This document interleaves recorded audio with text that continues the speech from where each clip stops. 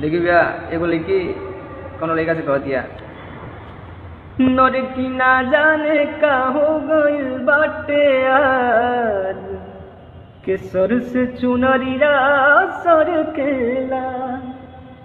और ना जाने का हो गइल बाटे आज सर से चुनरिया सर केला अखिया मिलावे में लागे लाज धक से कर जवा धड़केला लड़का कहता